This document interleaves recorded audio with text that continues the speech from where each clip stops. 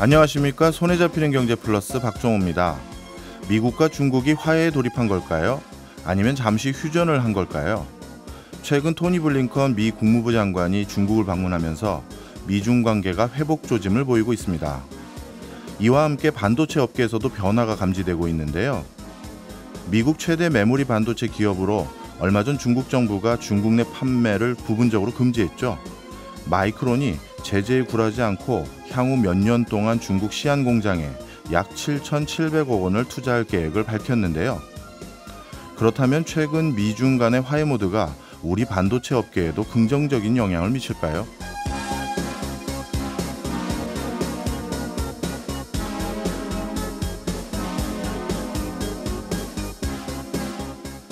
한국 반도체 업계에겐 기회가 될 것으로 보입니다. 먼저 반도체 소재 확보가 수월해질 것으로 보입니다. 반도체 기초 원료 품목은 여전히 중국 의존도가 높습니다.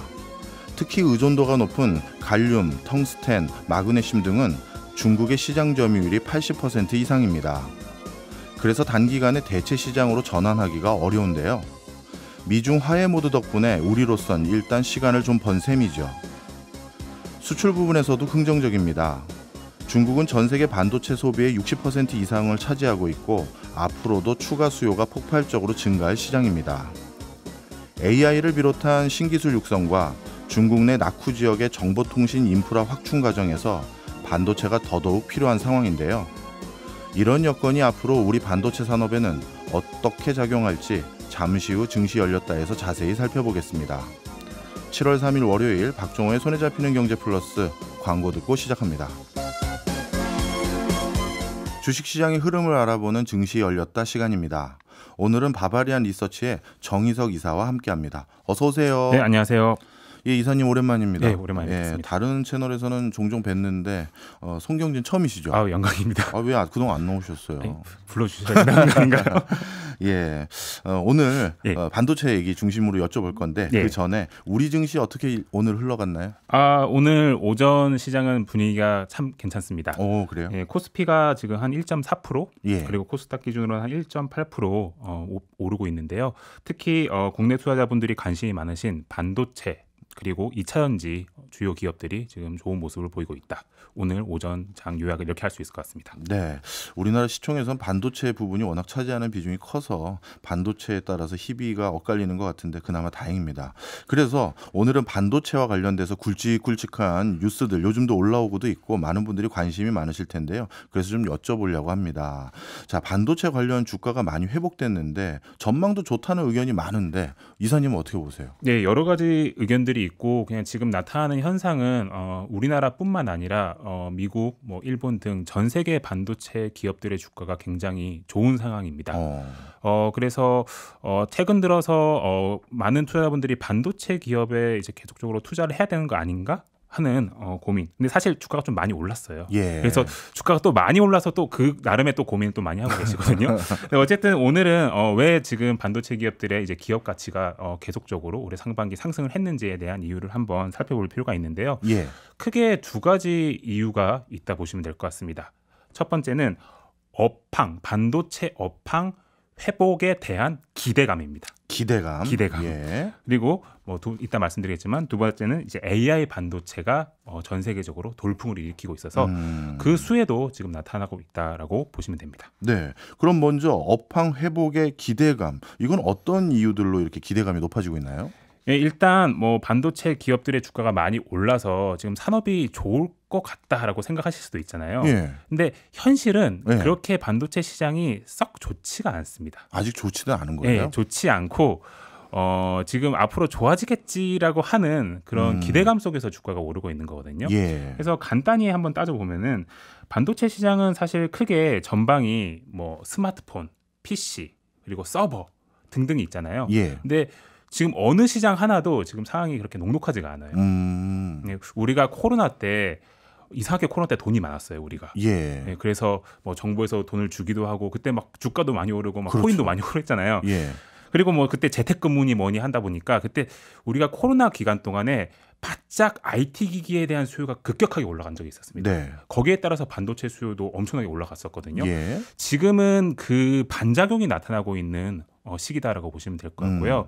21년도, 22년도 반도체 수요가 너무 좋았다가 작년 하반기부터 올해 상반기까지는 그 반작용으로 반도체 수요가 안 좋은 구간을 지나가고 있다고 보시면 될 것 같아요.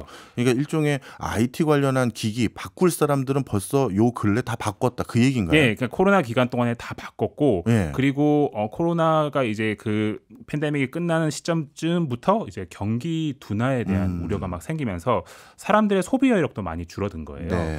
그래서 지금은 현재로서는 반도체 산업이 수요가 별로 안 좋은 상황인데 네. 지금 시장에서 주목하고 있는 건 뭐냐면은 수요의 바닥을 우리가 거의 확인을 했고 올해 하반기부터는 점진적으로 수요가 우상향할 거다라고 하는 포인트를 잡고 있는 겁니다. 주가가 그런 기대감을 선반영한 거군요. 예, 선반영입니다. 그래서 이번 2분기 혹은 3분기가 이제 반도체 글로벌 반도체 업황의 거의 저점이고 4분기 그리고 내년에 가면 갈수록 산업은 지금보다는 나아지겠지라고 하는 그런 흐름을 우리가 예상을 하고 있는 거죠. 네. 그다음 말씀 주신 요인 중에 하나가 AI 반도체 돌풍을 말씀 주셨는데 네. 먼저 AI 반도체가 뭡니까?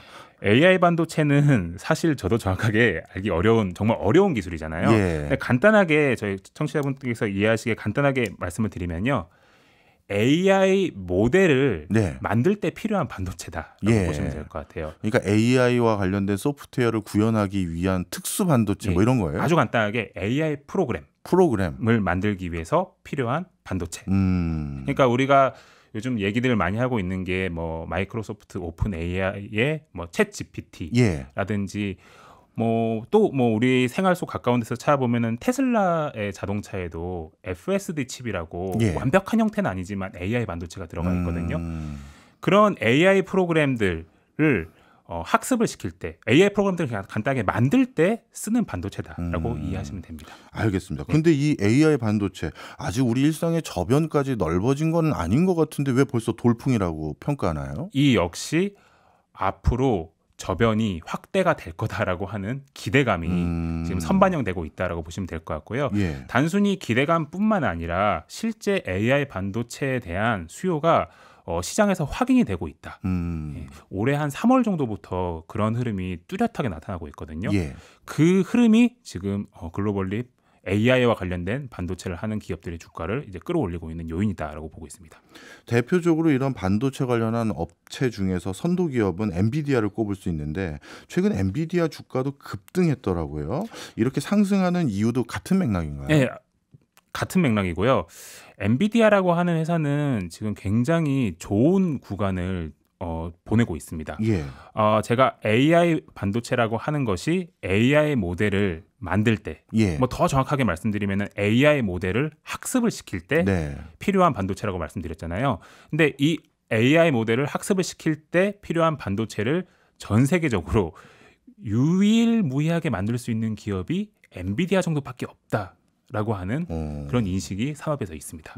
뭐 다양한 반도체 기업들이 있잖아요. 뭐 미국에는 엔비디아 이외에도 AMD라든지 인텔이라든지 퀄컴, 한국에는 삼성전자라든지 하이닉스 등의 전 세계적으로 정말 뛰어난 기술 반도체 기업들이 많음에도 불구하고 AI 프로그램을 만들 때 쓰는 반도체는 현실적으로는 엔비디아 정도만 만들 수 있지 않나?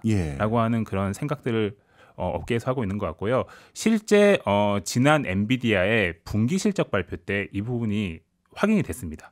시장에서 전혀 예상을 하지 못했던 AI 반도체 수요가 엔비디아의 실적에서 확인이 됐기 때문에 사실 엔비디아는 AI 산업이 성장하는 이 초기 구간에서는 가장 확실한 수혜를 받고 있는 기업으로서 지금 전 세계 반도체 업종에서 지금 주목을 하고 있습니다. 네, 이렇게 국내 그 반도체 대표 기업들도 주가가 반등하고 엔비디아도 주가가 연일 급상승 중인데 이런 반도체 업황에서 다 분위기는 좋은데 그 마침 중국과의 화해 모드도 돌입한 것 같아요. 전 세계에서 중국이 반도체 수요의 한 60% 이상을 차지하는데 이렇게 화해 모드가 있는 과정에서 그동안은 그러면 왜 규제를 했는지 그것도 궁금합니다. 뭐 사실 이거는 제 개인적인 의견일 수도 있는데요.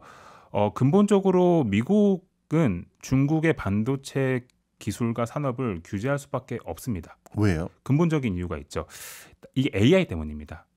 예, 다시 돌아와서 이 역시 그러니까 사실 미국이 가장 우려하는 것은 중국이라는 나라가 그리고 중국의 테크 기업들이 AI 기술을 의미 있게 확보하는 거를 가장 경계하고 있다라고 보고 있거든요. 그게 왜냐하면은 사실 AI 기술이란 게 그런 거잖아요. 이 AI 기술이 있으면은 이 AI 기술은 온갖 종류의 산업 분야에서 다 활용이 가능합니다. 범용 기술이라고 부르죠. 예, 우리가 흔히들 러닝 커브라고 하는 AI는 학습 속도가 굉장히 빠르기 때문에 AI가 기존에 학습하지 않았던 그런 산업에 들어가서 AI 기술을 활용했을 때 그 산업의 효율성이 극도로 올라가는. 그러니까 우리가 간단하게 예를 들면 우리가 알파고 아주 오래된 얘기긴 하지만 알파고라는 그 소프트웨어가 나오면서 바둑계를 완전히 평정을 해버렸잖아요. 그렇죠. 그 짧은 시간 내에. 그러니까 온갖 종류의 산업 인더스트리에서 이런 일들이 나타나는 것을 우리가 AI 시대에서는 예상을 할 수 있는데 미국은 이거를 자기만 갖고 싶은 거예요. 중국이 AI 기술을 가져서 우리에게 위협이 된다 혹은 우리의 라이벌이 된다라는 것을 용납할 수가 없는 거죠. 그래서 일단 기본적으로 미국은 AI 때문에 중국의 반도체 산업을 계속적으로 견제할 수밖에 없다라고 보고 있습니다. 저도 그런 짐작을 어느 정도는 했어요. 그런데 그렇게 계속 눌러왔는데 갑자기 요즘 화해하는 것 같아서 그게 또 생뚱맞아요. 그거는 저는 기본적으로 계속적으로 견제는 할 거다라고 보고 있긴 하지만 그래도 미국 기업들 역시도 중국에서 사업을 해야 되잖아요. 사실 미국의 반도체 기업들의 이제 매출 비중을 한번 쭉 따져보면은 중국 내 매출 비중이 거의 대부분의 업체가 20에서 30% 중반 뭐 그 이상 되는 기업도 있습니다. 3분의 1 정도 되는군요. 극단적으로 규제를 당장 가했을 경우에는 미국 기업들 스스로가 피해를 보는 입장이기 때문에 미국과 같은 경우에는 미국의 반도체 기업들이 사업을 할 수 있게끔은 이렇게 풀어주면서 근본적인 부분은 절대 중국이 못 갖게 만드는 게 아닌가라고 저희는 보고 있습니다. 그래서 이게 왔다 갔다 하잖아요. 어쩔 때는 뭐 규제를 세게 가했다가 또 최근 들어서는 또 화해하는 분위기를 풍겼다가 이렇게 강약을 좀 조절해가면서 미국 정부가 지금 중국 규제를 좀 진행하고 있는 게 아닌가라고 보고 있습니다. 네, 그러면 중국이 AI와 관련된 기술을 확보하지 못하게 하기 위해서 반도체를 옥죄고 있는데 그럼 이제 궁금한 건 당연히 우리나라입니다.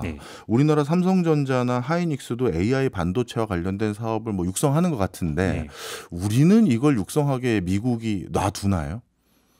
기본적으로 우리는 미국의 반도체 업계에서는 정말 뺄 수 없는 파트너다라고 보고 있습니다. 우리나라의 삼성전자라든지 하이닉스 그리고 그 밑에 있는 다양한 반도체 밸류 체인들이 있잖아요.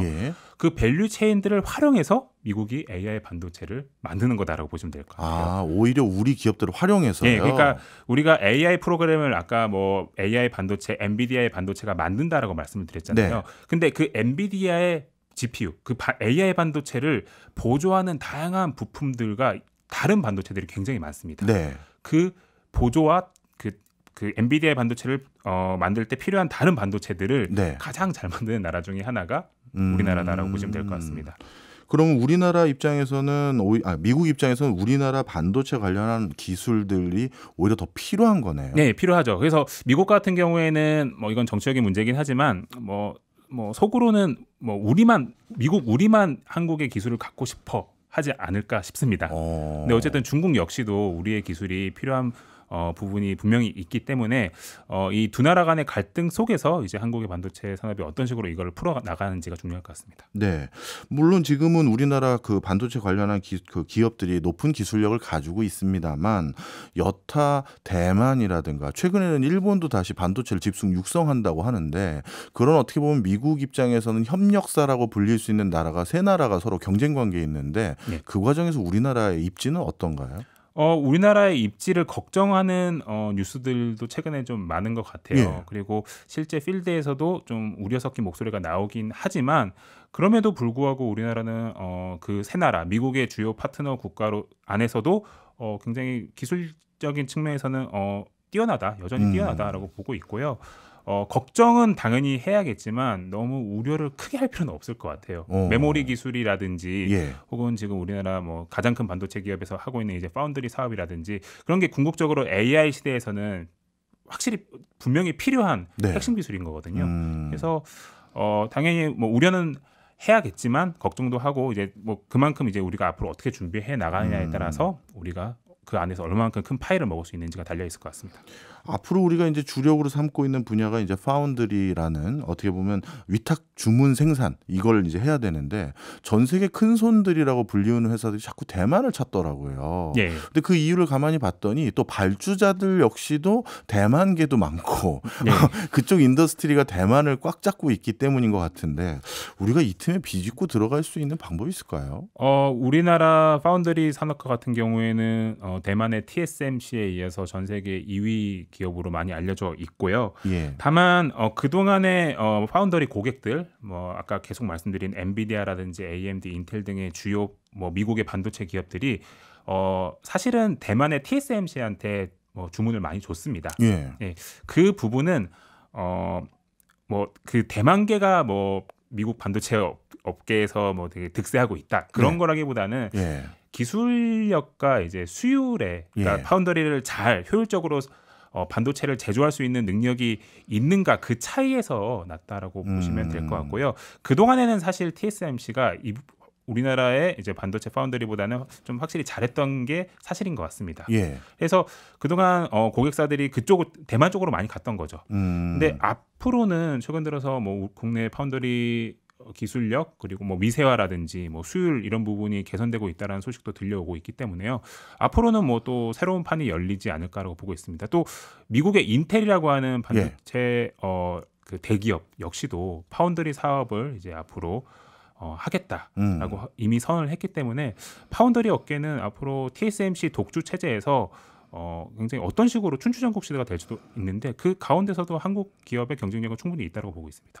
인텔 말씀 주셔서 그 부분도 좀 질문을 드리려고 해요. 미국 입장에서 AI 반도체 분야에서 본인이 거의 주도권을 독차지하려면 제일 좋은 시나리오는 미국 관련 기업들이 그 기술을 나름대로 밸류체인 안에서 충분히 서포트하면 좋을 것 같은데 미국에선 그럴 수 있는 회사 하나 종합 반도체 회사가 인텔이라는 쟁쟁한 회사가 있잖아요. 네. 그럼 미국은 전략적으로 인텔과 같은 회사들을 저 집중 지원하고 서서히 한국이나 대만 뭐 어느 정도 뭐 필요는 하겠습니다만 오히려 우선순위에서 조금씩 밀리지 않을까라는 걱정도 합니다. 어떠세요? 네, 길게 보면은 그럴 가능성도 충분히 있고 실제 현재 미국이 인텔이라고 하는 미국의 반도체 기업을 적극적으로 지원을 하고 있는 것은 분명히 사실입니다. 예. 그래서 뭐 세금도 많이 깎아주고 예. 보조금도 주고 그리고 뭐 좋은 사이트에 공장을 짓게 해준다는 등 여러 가지 지원을 하고 있어요. 근데 다만 미국 정부가 인텔을 적극적으로 지원을 해준다고 해도 당장 앞으로 한 뭐 3에서 5년 사이에 인텔이 AI 등등의 반도체 시장을 다 먹을 가능성은 네. 제한적이라고 보실 필요가 있을 것 같습니다. 이유가 뭐예요? 인텔은 사실 그동안 미세화 등의 이제 반도체 제조, 파운드리 예. 쪽에서의 문제점을 계속적으로 노출을 해오면서 지금 기업 가치가 엄청 깎였거든요. 그러니까 간단하게 인텔이라고 하는 회사가 좀 경쟁력이 많이 떨어져 있습니다. 그러니까 이 부분을 살린 다음에 미국 정부, 미국이란 나라가 인텔을 이제 풀리 활용을 한다라고 하면은 좀 위협이 될 수 있겠다라고 싶은데 지금 당장 이 인텔은 경쟁력을 회복을 해야 되고 그 사이에는 충분히 우리나라 그리고 대만의 업체들이 기존에 해왔듯이 주도권을 계속 잡아갈 수 있다라고 보고 있기 때문에 인텔과 미국 정부의 그 긴밀한 파트너십 관계의 동향을 잘 살펴보긴 해야겠지만 네. 당장 뭐 뉴스에서 뭐 미국이 인텔을 엄청나게 지원을 해준다. 네. 그 뉴스 하나만 가지고 너무 이렇게 침소봉대할 필요 없다. 그럴 필요는 침소봉대할 필요는 없다라고 보고 있습니다. 네. 예. 뭐 사실 인텔이라는 회사는 1990년대랑 2000년대 초반까지만 하더라도 뭐 외계인을 붙잡아놨다 할 정도로 예. 워낙 놀라운 성과들을 반도체 분야에서 많이 내던 회사인데 예. 한 순간에 이렇게 된 이유는 또 뭡니까? 여러 가지 이유가 있는데요. 일단 뭐 기술력을 중시하던 그런 기업 철학 문화가 90년대 뭐 2000년대 초중반대까지 있었다라고 보는데 2010년대 초중반 때부터는 뭐 기술력보다는 뭔가 마케팅이라든지 뭐 돈 약간 이런 쪽에 회사가 좀 집중이 되어 있었던 것 같아요. 관심이. 네. 그리고 매니지먼트 임원진들도 다 그쪽 마케팅이라든지 그런 재무 이런 거를 좀 더 신경 쓰는 분들이 인텔에 포진을 해 있었기 때문에 예. 기본적으로 뭐 조직 문화 그리고 기업 철학에 있어서 기존에 인텔이 가지고 있었던 강점을 한 10년 정도 잃었다. 보면 될 것 같고요. 지금은 사실 그 부분이 조금 많이 개선이 되긴 했습니다. 네. 자, 지금까지 이제 한국과 그다음에 중국, 미국의 반도체와 관련된 커다란 전략 전술이 어떻게 전개되고 있는지 쭉 설명을 해주셨는데요. 그렇다면 이번에는 2023년 하반기에는 반도체 시장 어떻게 변화될지 한 말씀 해주시죠. 네, 지금 뭐 기업 같이 뭐 주가가 많이 올라서 반도체 산업을 좀 긍정적으로 바라보는 시각이 많은 것 같아요. 네. 저 또한 반도체 업황이 좋아질 것 같고, 그리고 AI 반도체 수요가 완전 지금 초기 단계거든요. 예. 이 초기 단계의 수요가 올해 하반기, 내년, 내후년을 거치면서 굉장히 좀 커질 가능성이 있습니다. 그래서 이런 부분들을 고려하면은 반도체 업황은 좋아지지 않을까. 그래서 관련된 기업들의 모멘텀도 계속적으로 발생을 할 수 있다라고 보는데, 다만 하나하나 따지고 가시긴 하셔야 됩니다. 네. 뭐 수요가 실제로 좋아지는지 등등에 대해서요. 알겠습니다. 지금까지 정의석 이사였습니다. 고맙습니다. 감사합니다. 친숙한 기업 이야기로 경제와 친해지는 신기반기 레드칩 시간입니다. 오늘도 더밀크 코리아 신기주 부대표 나왔습니다. 어서 오세요. 네, 안녕하세요. 예, 오늘은 또 어떤 기업인가요? 요즘 소식 들으셨을 텐데 우주 여행 관련된 것, 버진 갤럭티라는 그 회사가 있는데 이 회사를 갖고 있는 버진 그룹이라는 회사가 있어요. 예. 네, 버진 그룹 얘기입니다. 아, 그렇군요. 버진 그룹 전체 말씀 나누기 전에 버진 갤럭틱 우주 최초로 상업용 우주 관광 성공했던 회사가 사실은 이 회사잖아요. 아, 그렇죠. 1등이죠. 예. 사실은 아마존의 제프 베조스 회장도 성공을 했는데 2등이었고요. 2등이죠. 이쪽이 1등이었고 이번에 처음으로 손님을 받았어요. 그러니까 6월 29일 날 상업용 우주여행을 성공했는데요. 전체 탑승 인원은 6명이었거든요. 그중에 3명이, 2명은 조종사고 1명은 가이드니까 스튜어드에 해당되고요. 네. 나머지 3명이 손님이었습니다. 네. 이탈리아 공군 장교하고 과학자였는데요. 특이한 게 우주 비행선을 그냥 바로 로켓을 쏴서 올리는 게 아니라 항공기에 실어다가 하늘로 올라간 다음에 거기서 쏘는 거예요. 이른바 어부바 방식이라고 하는 거거든요. 아, 특이하네요. 네, 이게 아주 특이한데 형태 자체도 요란하죠. 그러니까 VMS 이브라고 하는 모선이 있고요. 예. 거기에 VSS 유니티라는 우주선을 매달아서 고도 한 13,500km까지 갑니다. 네. 그다음에 로켓을 팡 쏴갖고 우주로 가는 거예요. 그때부터 마하 운행을 하고요. 그런 다음에 지구상에서 85.1km 상공까지 올라가는데 이런 걸 이제 준궤도 비행이라고 하더라고요. 네. 이게 기준이 좀 다른데요. 이걸 우주여행으로 볼 것이냐 말 것이냐. 그러니까 국제항공연맹의 경우에는 우주여행이라고 하는 거고요. 네. 안 하는 거고요. 고도 네. 100km까지만 우주여행으로 인정하니까. 반면에 미국 연방항공우주국에서는 고도 80km까지가 우주여행이라고 보니까 그러니까 이건 우주여행이다 이렇게 얘기하고 있는 거고요. 그러니까 결국 버진 갤럭틱의 우주여행은 미국 연방항공국의 기준으로는 우주여행이고 네, 그리고 다른 기준으로는 아니고 이렇게 되는 겁니다. 그래도 이 회사가 가장 먼저 이걸 시도할 수 있었던 가장 큰 이유가 기존 비행기 위에 그 우주 발사체를 얹어서 어부바처럼 얹어서 네. 올라갔다가 거기서 분리하는 거니까 네. 어떻게 보면 시도는 가장 손쉽게 했는데 궁극적으로 완벽한 우주여행이라고 보기는 애매하네요. 근데 중요한 건요, 경험을 하는 그 이제 승객이 이걸 우주여행이라고 느끼느냐겠죠. 그렇겠죠. 사실은 이제 이 리처드 브랜슨 창업자의 특징이기도 한데 고객 경험을 가장 중시하거든요. 예. 그렇게 보면 그 우주선이 90분 동안 여행을 하는데 무중력 상태인 우주를 경험하는 거는 4분 됩니다. 좀 짧다 이런 느낌 있잖아요. 뭐예요? 그런데 이런 거잖아요. 네. 놀이기구 타면 네. 4분 동안만 타지, 그러니까 클라이막스가 있긴 하지만 네. 그다음에 나머지 85분 동안 뭐 하느냐, 우주에 간다. 우리는 가는 동안 영화도 보고 기대도 하고 또 사실은 엔터테인먼트 있는 뿐만 아니고 기내식도 먹을 수 있겠죠. 이런 거 한 다음에 올라가서 우주 한 4분 경험하고 오는 거예요. 그리고 약간 장점이 있는데 이 방식이요.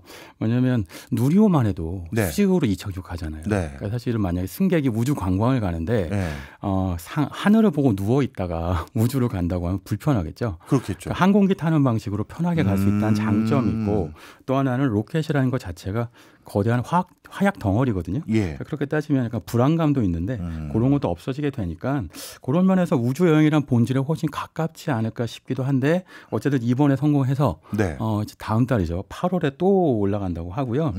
장점은 가격이 많이 싸졌어요. 이게 얼마입니까? 이게 뭐 가격 싸다고 얘기하니까 좀 민망하긴 한데 한 5억 7,300만 원 정도. 5억 7천만 원이요? 근데요. 아니 4분 체험하는데?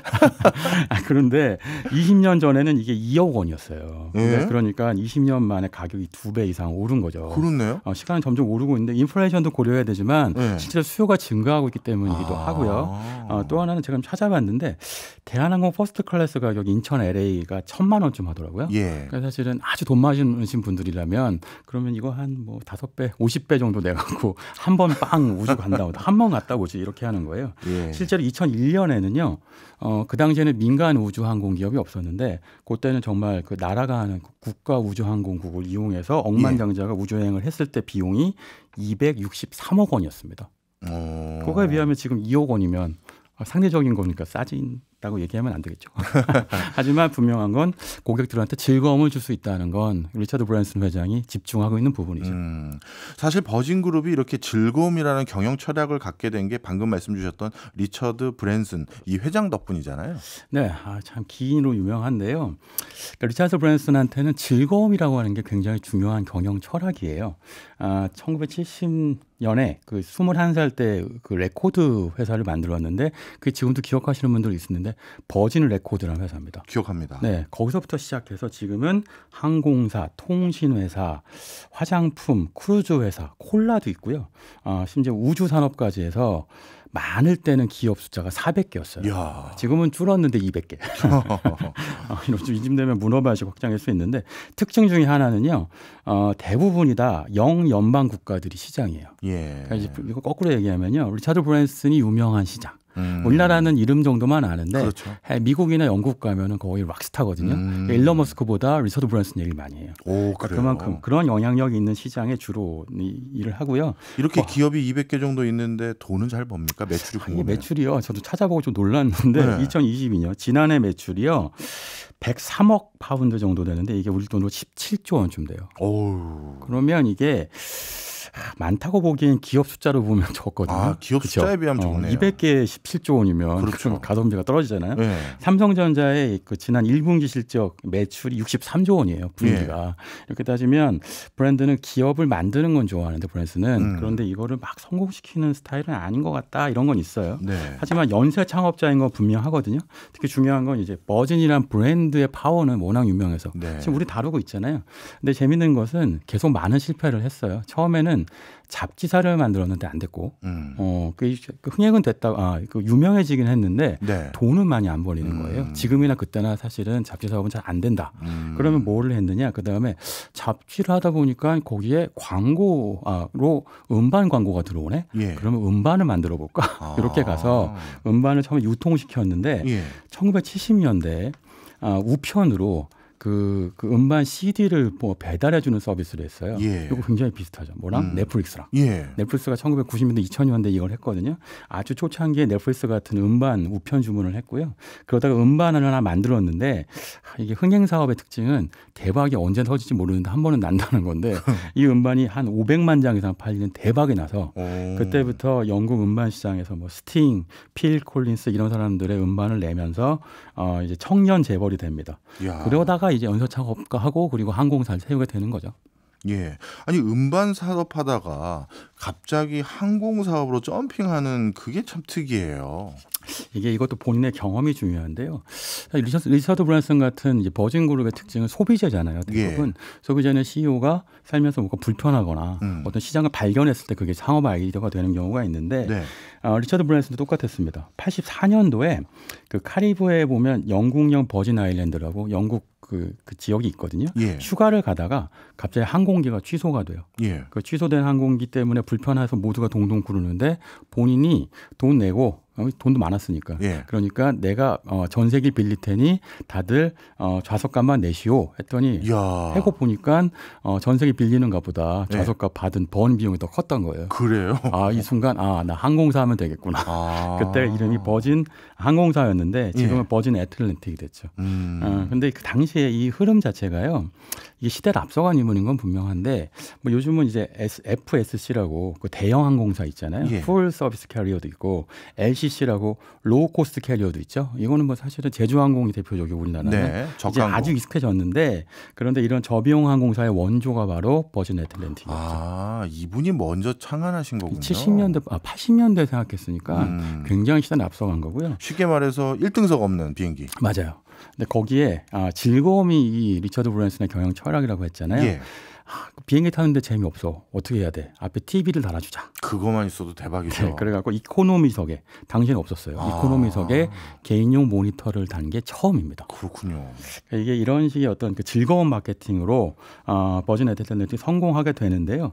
생각해 보면 뭐라고 할까? 그 인플루언서 마케팅의 원조 같기도 해요. 그러니까 당시에 그 버진 아메리카, 그러니까 이제 버진 애틀랜틱이 아메리카에 진출했는데 그때는 번지 점프를 했어요. 본인이.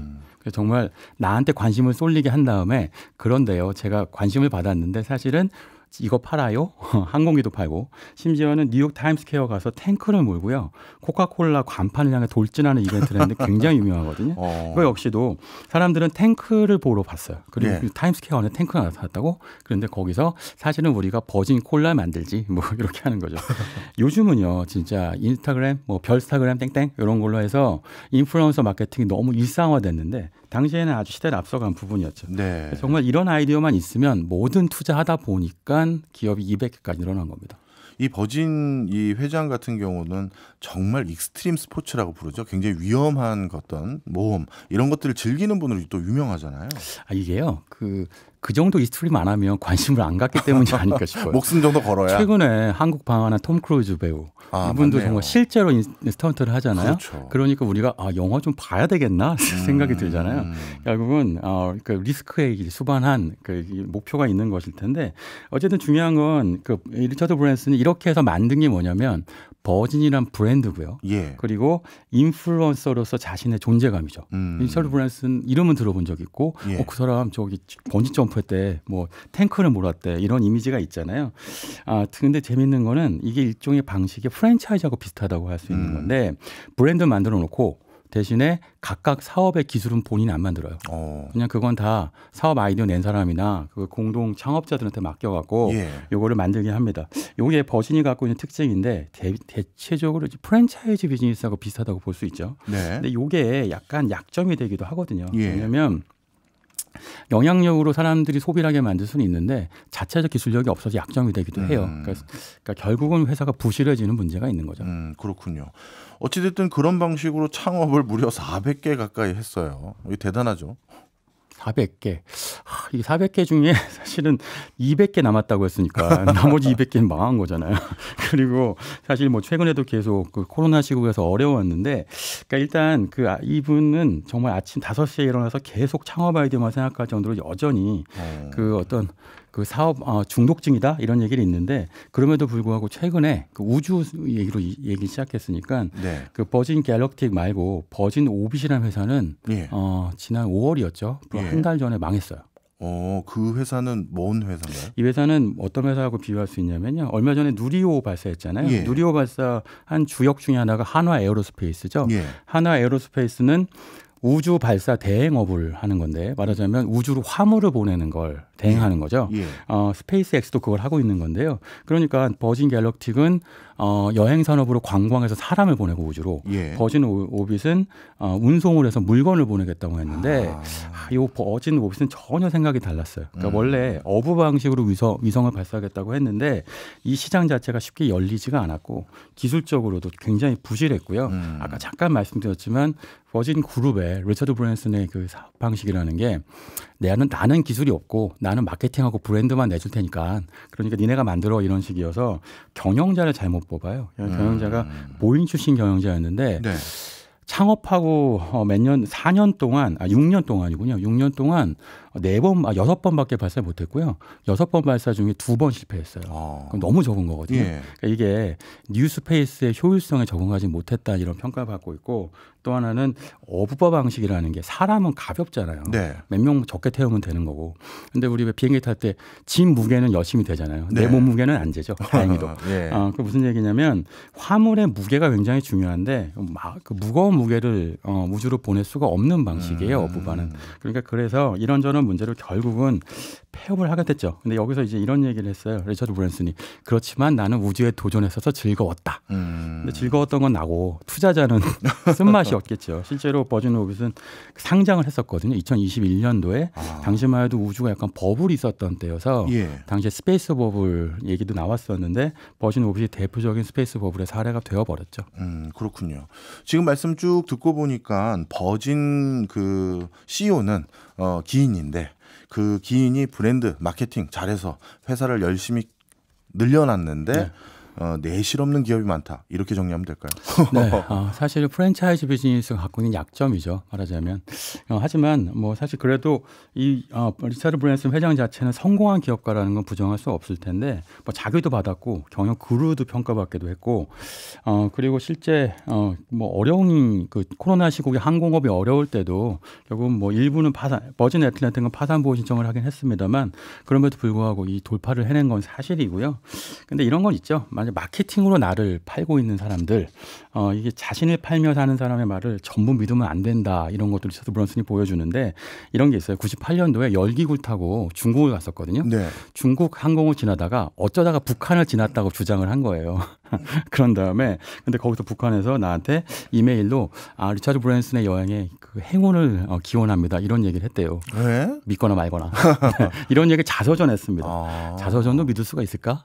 나의 인생을 팔고 그걸 통해서 상품을 파는 사람들은 이런 식의 약간 과장이 좀 있죠. 네. 지금 이분 나이가 어떻게 되세요? 72세고요. 지금 버진 아일랜드 휴양지에 살고 있는데 이런 얘기도 하더라고요. 나는 하루에 80% 이상을 일하면서 보낸다는데 휴양지에서 살면 나도 그렇게 할 수 있을 거예요.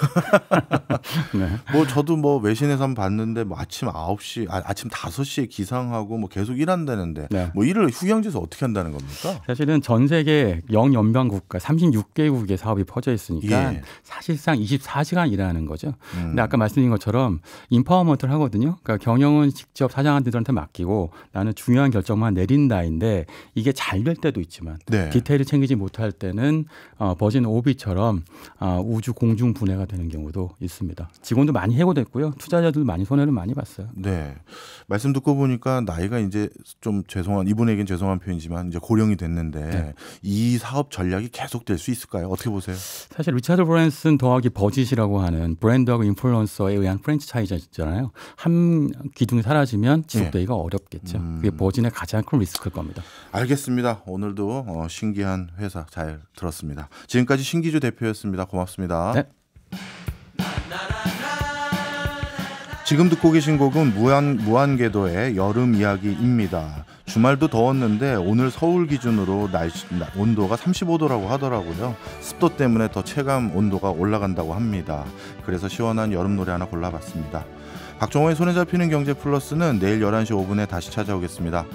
고맙습니다.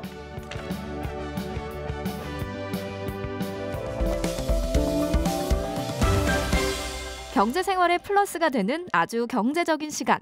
박정호의 손에 잡히는 경제 플러스.